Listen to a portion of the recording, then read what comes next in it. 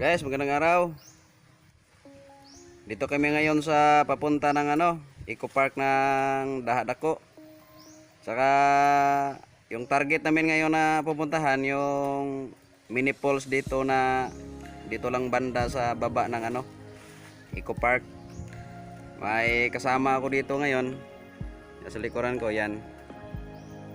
Vlogger din yan.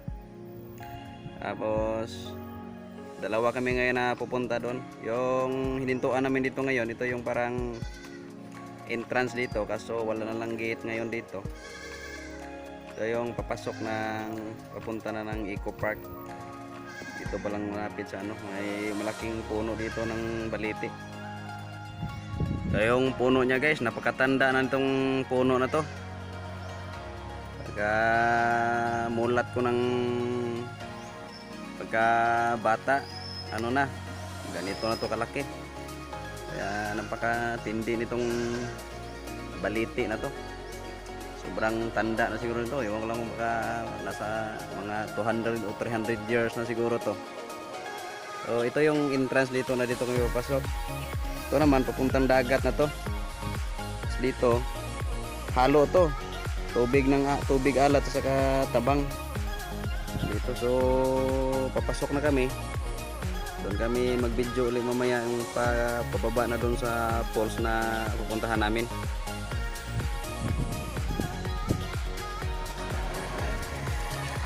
So itong pakanan, yan yung papunta doon sa Eco Park. Yan, paakyat yan doon.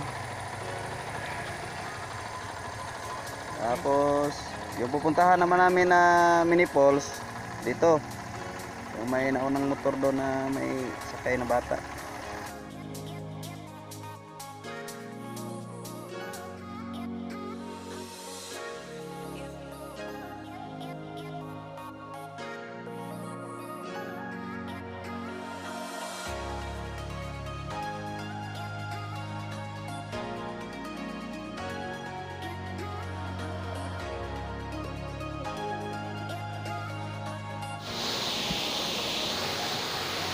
Ayun guys, dito na kami ngayon sa falls na pinupuntahan namin. Yung kasama kong isa ando na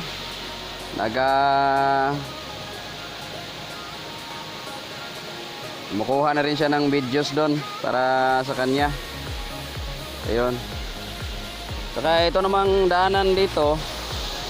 Yan, yung pababa dyan. Yan. Yan, papunta na yan sa beach. Kaya yung mga naliligo sa beach, pag medyo sabang-sawa na sila doon sa maalat, akyat na sila dito sa taas, ligo na sila dito ng tubig tabang galing dito sa falls na to. Kaya enjoy sila, pati yung sa mga ibang bayan na katabi ng bayan ng San Isidro. Umaabot na rin sila dito. Kadalasan dito, linggo. Umaabot sila dito. Tapos, halos naman sa mga barangays na sakop ng bayan dito sa San Isidro, dito na pumupunta sa barangay Dahadako. Kasi itong falls na to, sakop to ng barangay Dahadako sa bayan ng San Isidro Liti. Kaya, marami ring nakikiligo dito. Lalo na pag araw ng linggo. Kaya ito, lapitan natin konti para maano natin. So ayun,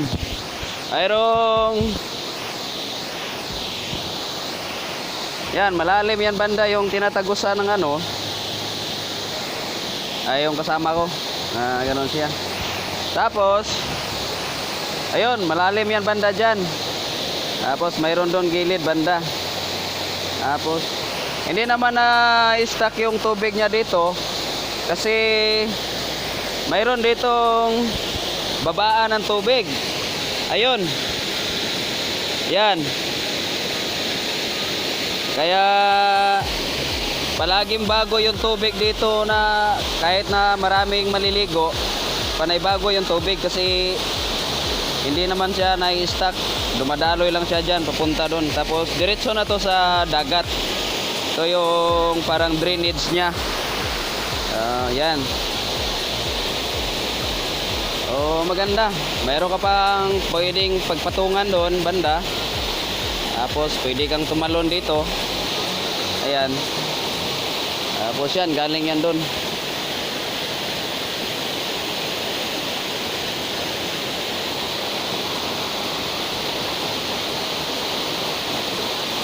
Ayan, pag dyan ka talaga sa malakas ang tagas, enjoy na enjoy ka talaga dyan sa pagligo. Kaya marami nang nakaka-discovery dito na kabilang bayan. Minsan yung taga Ormoc, maabot pa dito para matingnan lang to ditong falls na to, tapos dito naman sa beach.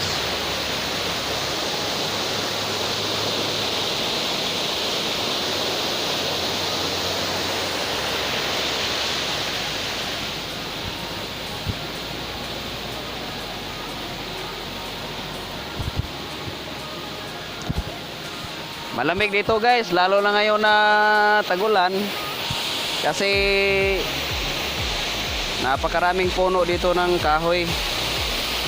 Kaya kahit na medyo tag-init, pag dito ka naman na punta, malamig pa rin yung pakiramdam mo dito pag dito na area.